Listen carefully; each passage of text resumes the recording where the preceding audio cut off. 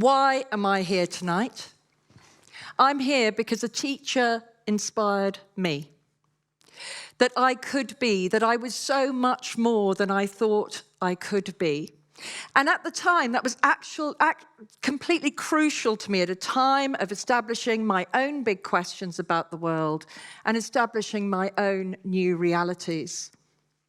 In today's world, affected, some may even say characterized by conflict, climate crisis, and inequality, we need to empower the next generation more than ever with the skills to understand, challenge, discuss, and find consensus. And for me, as the head of a girls' school, it's more important than ever that young people have the confidence to use their voices and are shaping this new reality.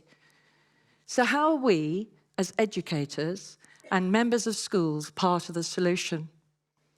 I absolutely believe that every school has a moral imperative to seek to unleash the full brilliance of young people, to go out into the world, confidently challenge bias, and continue to be the change we all need. I also believe that schools that exist in this titular new realities could be vital spaces, catalysing positive societal change and driving a more inclusive society. They can be institutions which develop and facilitate firebrands and trailblazing campaigners. So how can we enable that? I personally believe that schools need to reflect the world that their students will enter at the end of their education. It's up to us to not just focus on the acquisition of qualifications, to provide real opportunities for our students, our young people, to harness the technologies and skills to make meaningful change. And here's the crucial bit, while they're still at school. There's a huge body of evidence which demonstrates that having a diversity of people, skills, and experience in the workplace benefits everyone.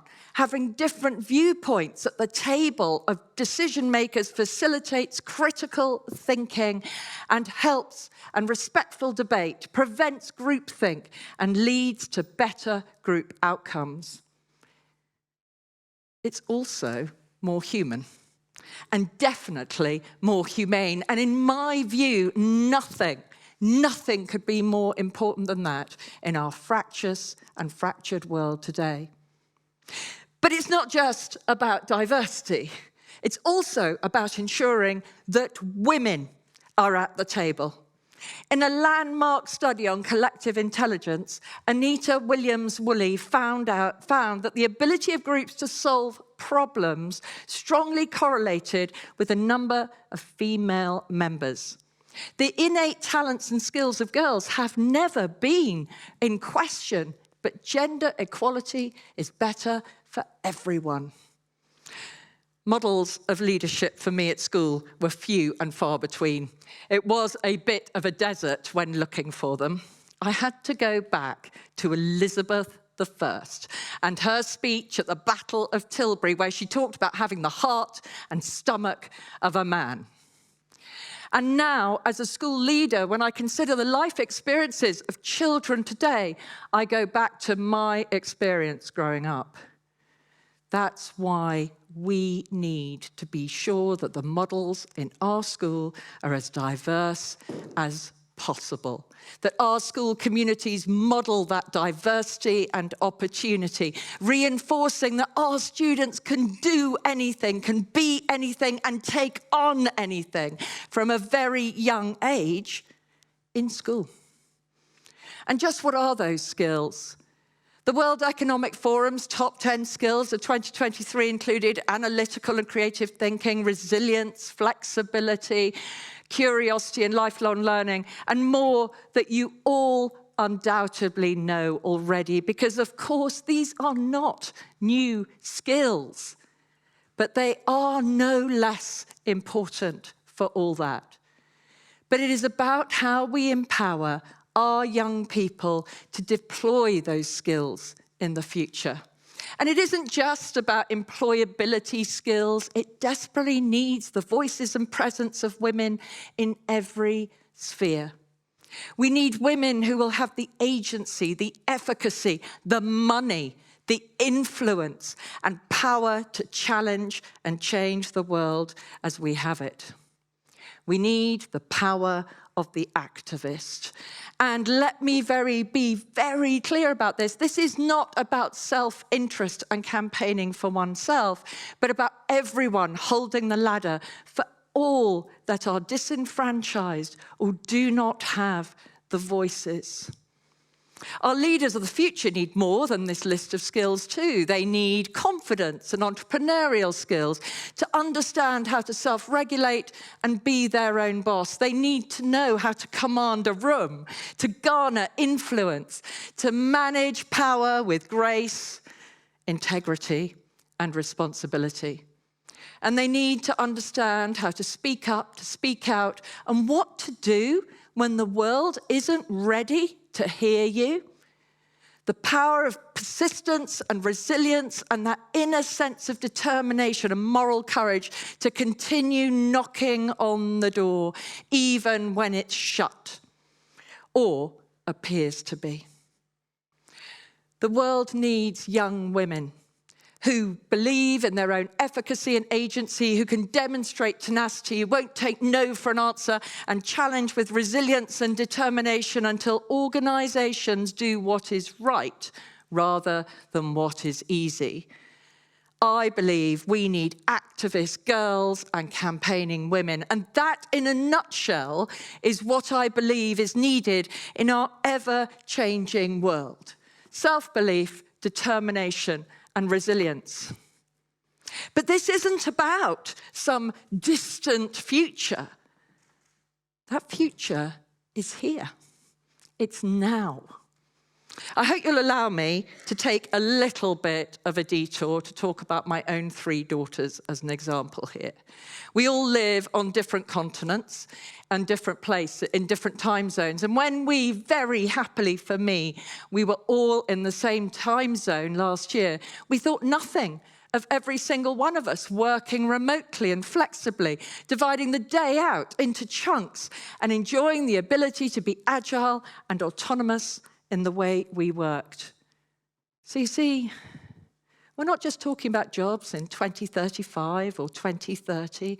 We're talking about right here, right now. And students who left our schools over 9 years ago are applying skills and aptitudes they learnt then in school to seize these new opportunities and to work differently with people all over the world. And working differently could be exactly what our world needs and what our young people should be ready and confident to tackle. It's a new world where empathy, adaptability, and persistence pay off, where students who are positive challengers and disruptors, if you will, who do not hold the status quo, who do not accept it, hold promise, power, and sway. And we need to give these leaders of the future the opportunities to do just that early on in school.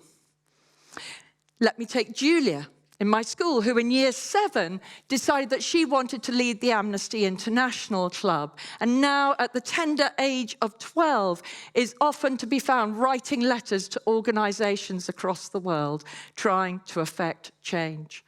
Or Serena in year 12, who interviewed award-winning documentary maker and journalist Romina Navai at the Women of the World Festival last year.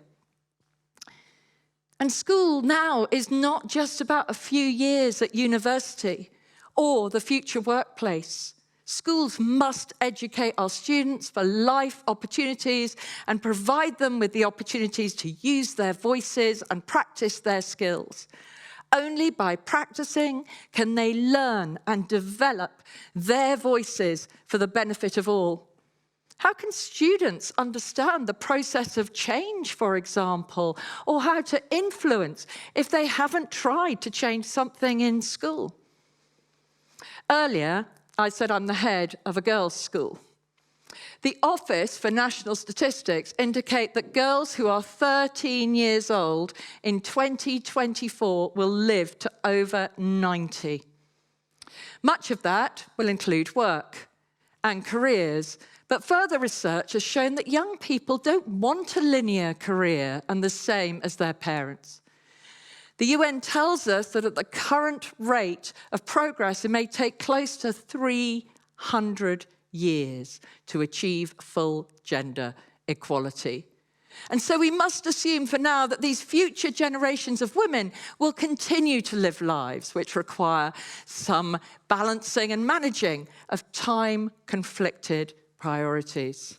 And so if it falls to us as educators and parents to play a part in ensuring that these young people, women, have the agency and vision to navigate and own the choices they make, women who may be lucky enough to have children, women who may be recognized by the Nobel Prize Committee, women who may captain spacecraft, to run countries and to author life-saving research and treatments, we have to give them opportunities for their voices to be heard in schools.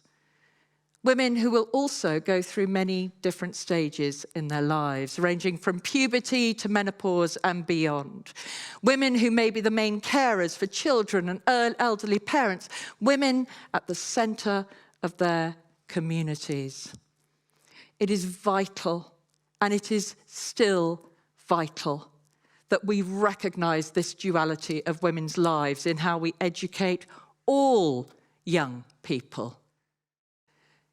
It comes back once again to those evergreen, purely human skills of empathy, understanding, active listening, thinking laterally and strategically for the greater good in our schools. I started this speech by telling you that a teacher inspired me. He was called Mr. Dixon, and he gave me a voice that has been part of my ongoing belief system from then on. And I believe in that our schools, we must work harder than ever to inspire every young person entrusted to us. What happens in our schools really matters.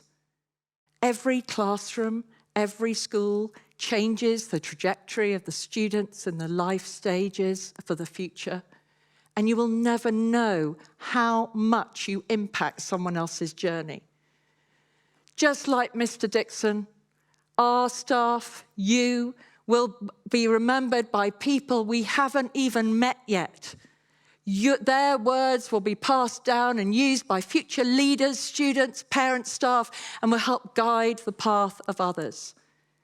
The new realities and big questions shaping our futures are being created and answered by our young people who are already learning how to shape the world around them for the benefit of others. In my job, I get to see them do this every minute of every day. And fortunately for the world, soon enough, you all will too. Thank you.